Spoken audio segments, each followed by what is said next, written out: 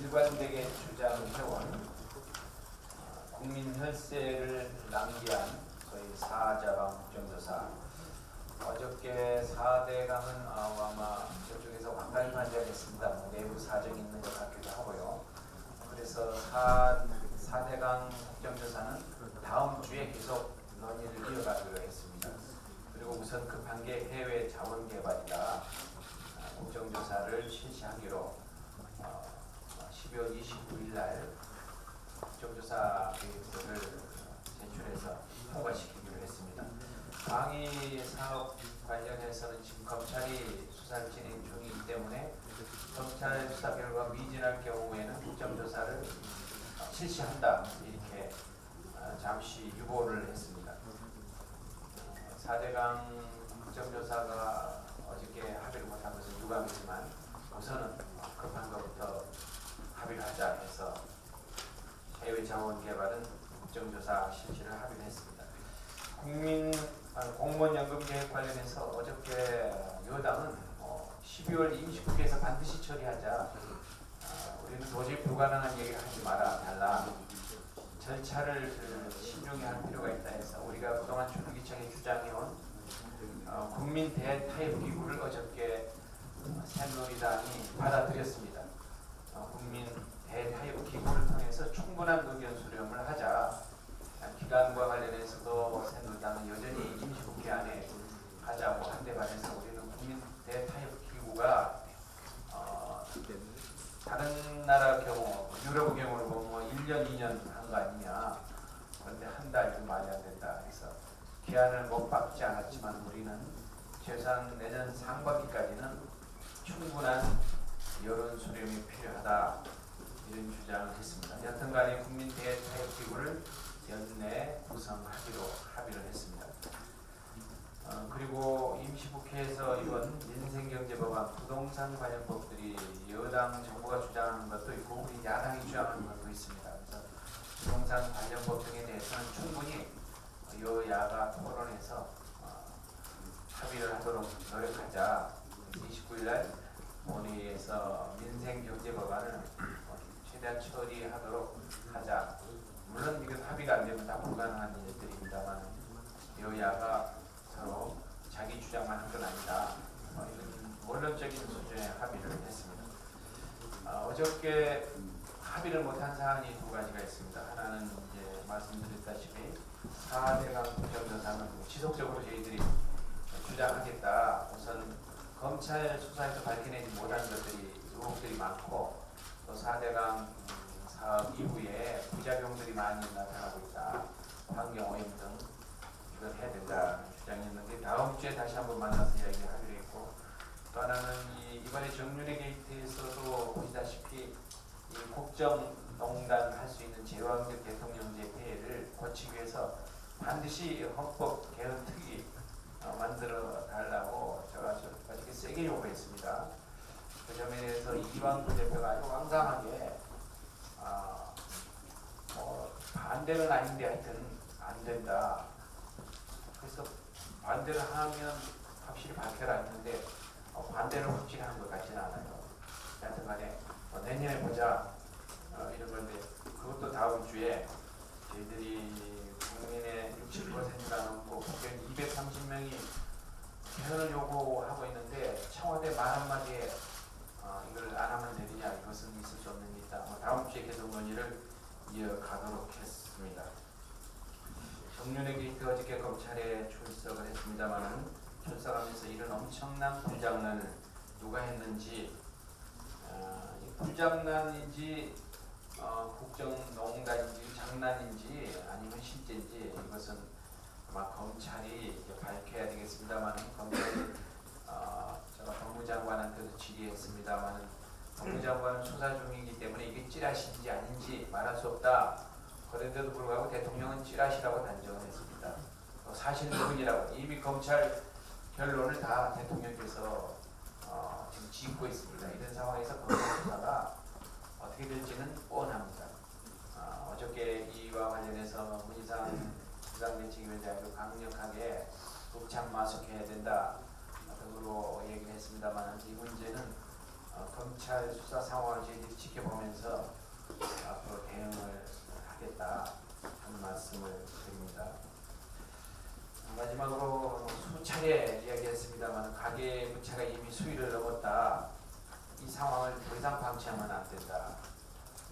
타이밍을 놓치면 한국 경제가 심각한 위기에 직면할 수 있다 하는 얘기를 드리겠습니다. 한 달에 지금 3조 원 수준이던 은행 가계대출 증가가 담보 인정 비율, LTV, 또 총 부채 상환 비율인 BTI 규제 완화 이후인 8월부터 아주 급증했습니다. 10월 말에 가계대출 잔액은 9월보다도 7조 8천억이나 늘었습니다.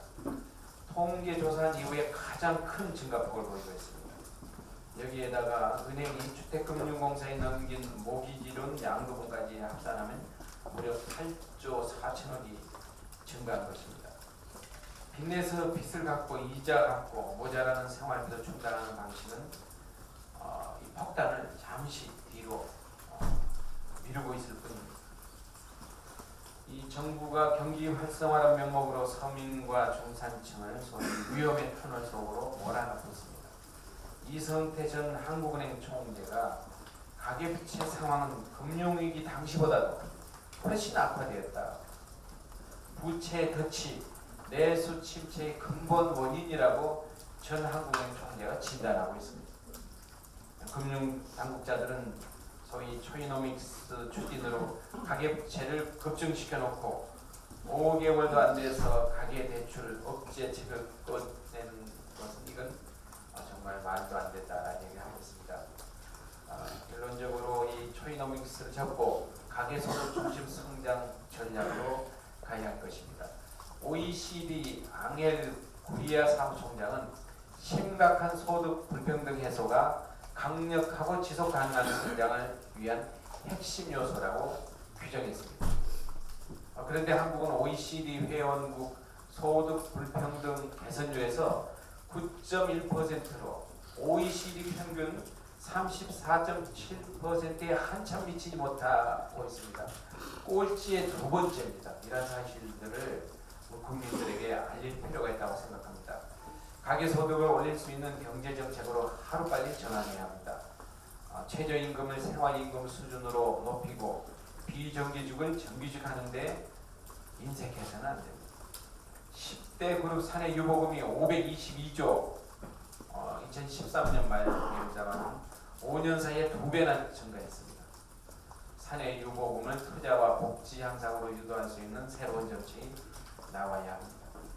심각한 소득 불평등을 더 이상은 두고 볼 수 없습니다. 한국 경제가 지속 가능한 성장 기반을 구축할 수 있도록 해야 합니다. 이번 임시국회에서 이런 경제정책 방향에 대한 논의에 착수할 것을 최경환 부총리한테 제의를 합니다. 이상입니다. 백재현 정책위원장님 모두 발언 있겠습니다. 현 정부 들어서 경제 정책은 부자가 잘 사는 그 서민도 잘 살게 된다는 낙수 효과를 인정하겠습니다. 하지만 국제기구들은 낙수 효과가 전혀 근거가 없다는 정보를 주장하고 있습니다. 우선 OECD가 지난 9일 발표한 보고서에서 소득 불평등 해소가 경제 성장을 높이고 소득 불평등이 심각할수록 성장률이 떨어진다는 것을 확인하면서 낙수 효과로는 대한 종말을 선언한 바가 있습니다. 신자유주의 천명 역할을 했던 IMF조차 어제 서울에서 개최된 토론회에서 누진적 소득세와 재산세 강화를 IMF 권고사항으로 제시한 바 있습니다.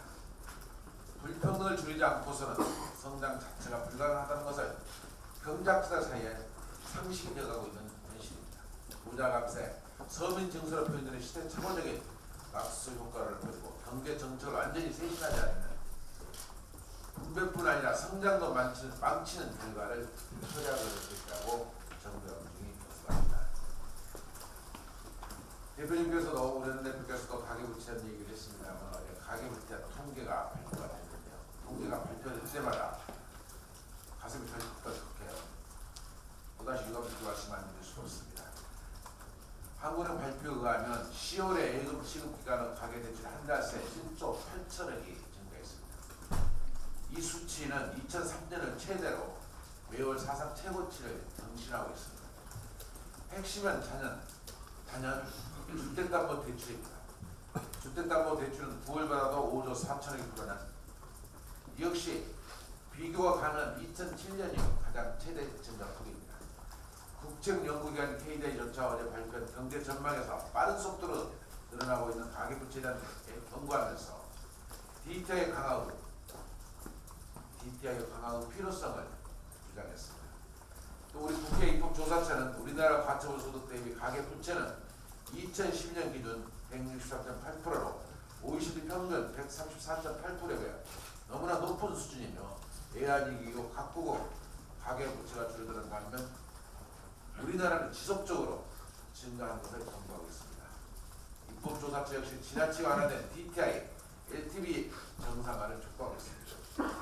급전한 가계부채가 우리나라 경제의 가장 큰 내관이 되어 가고 있는데 정부는 여전히 무책임하게도 빚내서 집 사는 정책을 계속해서 해가고 있습니다. 우리 당 이러한 정부 잘못된 정책을 바로잡는 데 총력을 다하겠습니다. 지난 12월 2일 국회에서 예산을 헌법기관이 전환해 통과가 됐고 지난 9일 화요일에는 국회본에서 여야가 합의 처리한 139건에 대한 법률안 등을 처리했습니다. 그 중에서 우리 당이 오랫동안 민생 중점 법안을 추진하였던 법들도 몇 가지 의미 있는 법들이 통과가 됐습니다. 우선 말씀드리면 새정치 민주화 1호 방문 법안이었던 기초생활보장법 등 소파 세무조 3법이 재개정됐습니다. 이를 통해 복지 사각지대에 처한 긴급한 분들에 대한 지원이 가능하게 되었고, 두 번째로 공직자윤리법으로 공무원이 퇴직 후 취업 제한 기간이 2년에서 3년을 연장된 등 간피와 방지가 강화되었습니다. 세월호 참사 후 한 언니로 간피와 문제였던 것인데 여기에 비춰볼 때 공직자윤리법 개정은 참으로 의미 있다고 얘기할 수 있습니다. 그 외에도 재난 및 안전관리 기본법, 환경오염 피해 구제에 관한 부분 등 국민의 민생과 안전에 대한 다수 법들이 통과가 됐습니다. 우리 당은 이번 12월 임시국회에서도 민생 25시, 안전 25시를 기차하는 적극적인 입법 활동에 나서서 오늘 12월 29일에도 많은 민생 법안들, 우리 당이 추진하고자 하는 법률들을 의결해 가도록 하겠습니다. 이상입니다. 네, 이어서 이석현 부의장의 발언이 있겠습니다.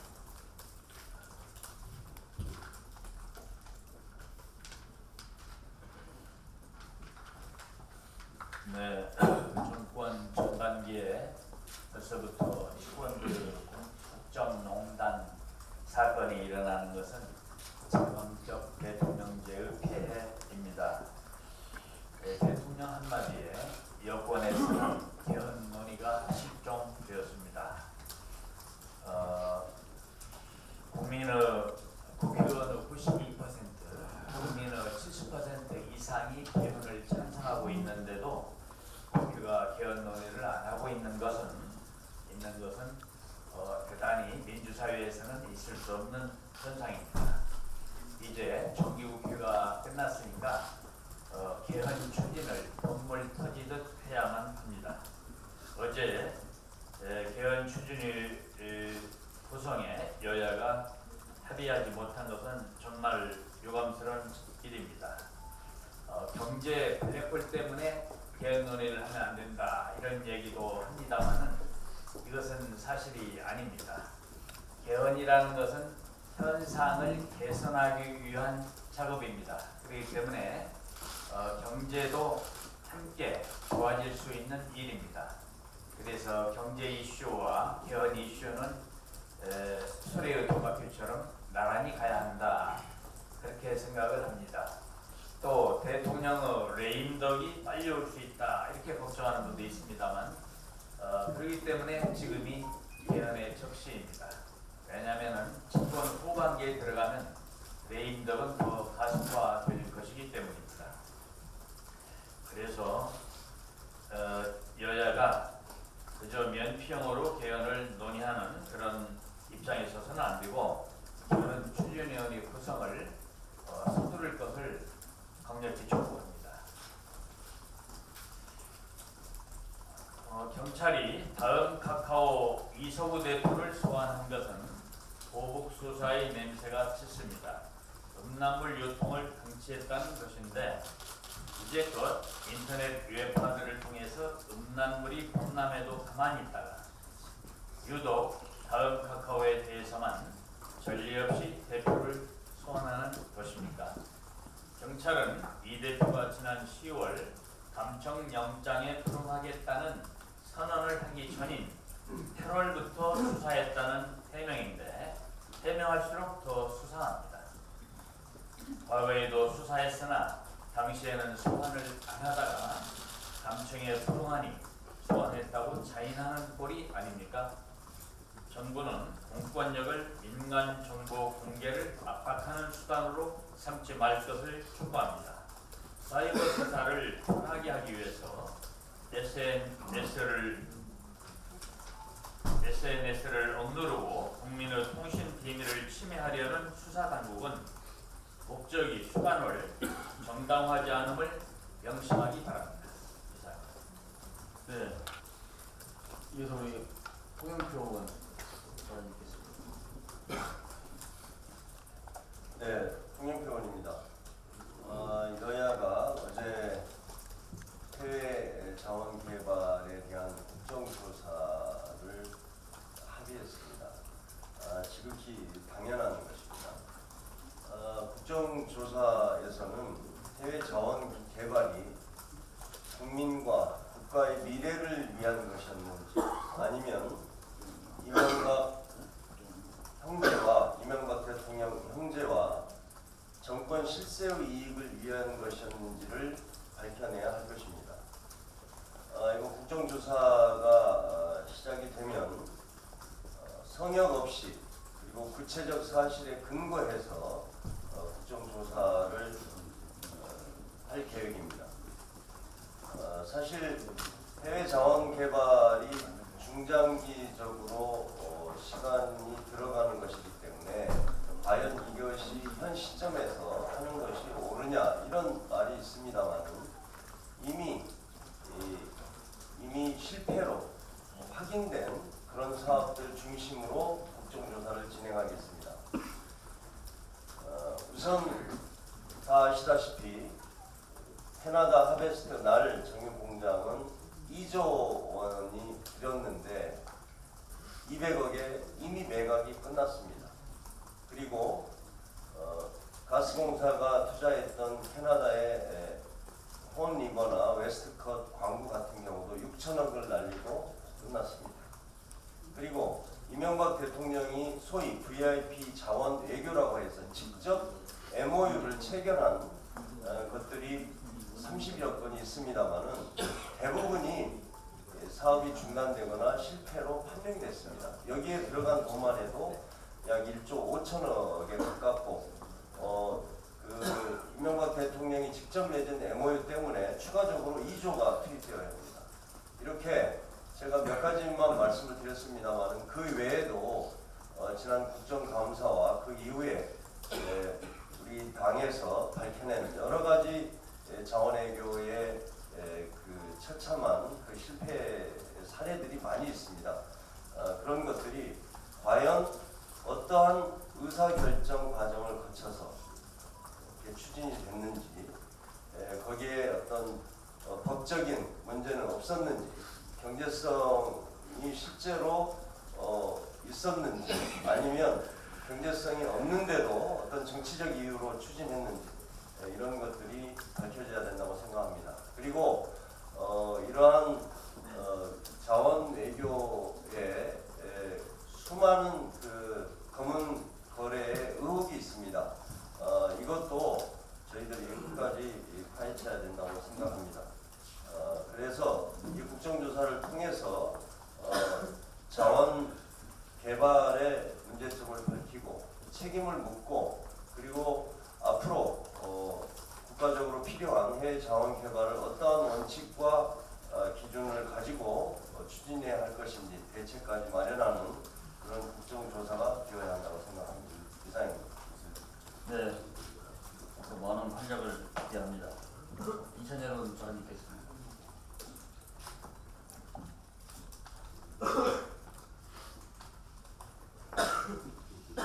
네, 이찬열 의원입니다.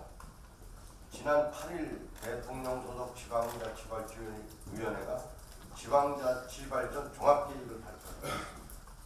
이 간단한 내용을 보면은 서울특별시는 구청장을 직선으로 하고 현행대로 또 구의회를 폐지하는 안을 발표를 했습니다.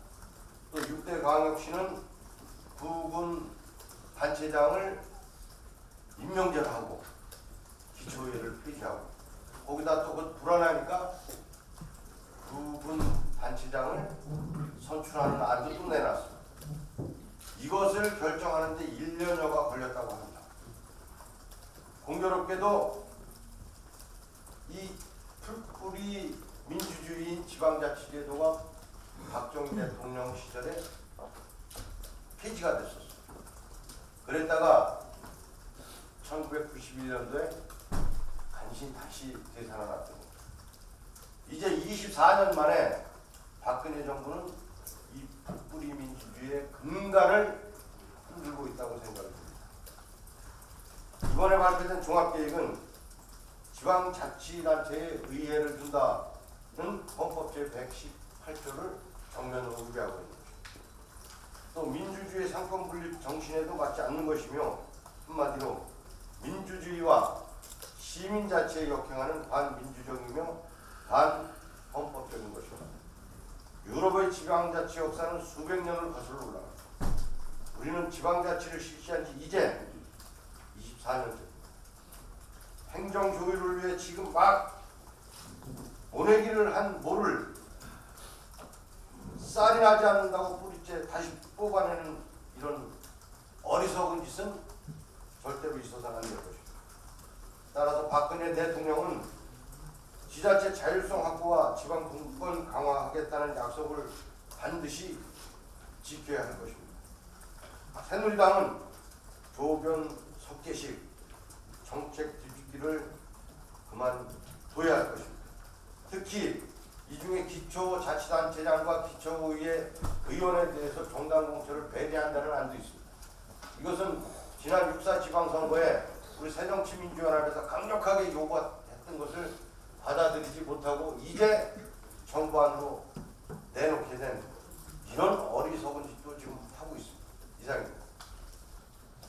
미 의회가 한미 MD 협력을 강화한다는 내용을 담은 국방 주권법을 확정했습니다. 이로 인해서 내년 초부터 한미 삼각 MD 협력 강화 방안이 본격적으로 검토될 전망입니다. 한반도 사드 배치나 삼국 간 군사 정보 보호협정 체결 등 그동안 에피타이저로 다루던 미사일 방어 관련 논의들이 이제 메인 요리로 논쟁이 테이블 위에 올라온 것입니다. 한민국 국방장관 취임 전 인사청문회에서 한미일 정보 보호협정은 북한의 핵과 미사일 위협 대응과 관련한 사항에만 국한된다고 밝힌 바 있습니다. 또한 사드의 한반도 배치가 안보와 국방에 도움이 될 것이라는 의견도 밝힌 바 있습니다. 한 장관의 말을 고려하면 결국 국방부가 주한미군의 사드 배치를 용인할 것이고 일본과 군사 정보 보호협정도 맺게 될 것이라는 사실을 유추할 수가 있습니다. 이에 따라 지금까지 벌어진 미사일 방어 관련 논쟁들이 메인 테이블 위에서 더욱 격렬하게 재판될 것임이 자명합니다. 국방부에게 묻습니다. 국방부는 이러한 논쟁에 대비해 어떤 대응책을 갖고 있습니까? 삼국 간 미사일 방어 체계 협력 강화에 대한 중국의 반발과 미국의 압박 사이에서 국방부의 입장을 어떤 방식으로 관철할 것입니다. 현재 국방부는 한미일 MD 체계를 논의하거나 검토한 적 없다는 미온적인 태도만 내비치고 있는데 이것은 앞으로 공론화될 것 같이 분명한 MD 문제를 애써 애면하는 것밖에 보이지 않습니다. 2015년이 얼마 남지 않았습니다. 국방부는 앞으로 있을 본격적 논의에 대비해서 찬반 양측이 극단적인 대립까지 치닫지 않도록 사전에 원활한 합의에 이를 수 있는 다양한 대책을 강구해야 할 것입니다. 네, 마지막으로 전정위원 발언 있겠습니다.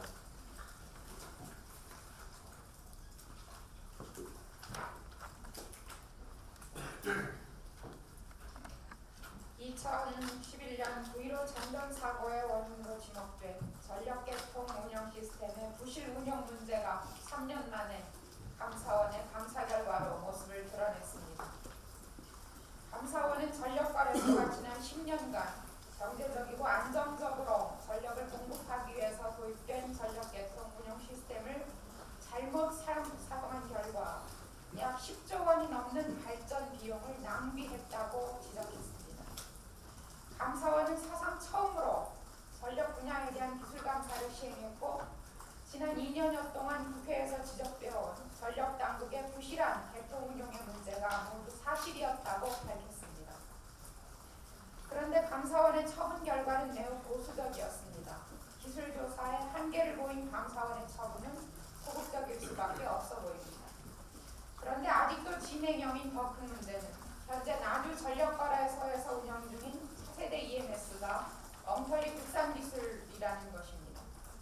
지난 10년간 전력계통 운영 시스템을 정상적으로 운영해 본 적이 없는 전력거래소가 국산 기술로 한국형 전력계통 운영 시스템을 개발했다는 것을 믿는 사람은 이 개발에 참여한 산하경 계통 마피아 집단밖에는 없습니다. 감사원이 기술적 한계로 조사하지 못한 차세대 EMS에 대해서 산업부는 즉각 해외 전문가를 불러서 기술 검증에 나서야 할 것입니다. 또한 검찰은 현재 진행 중인 한전 KDN의 납품 비리 수사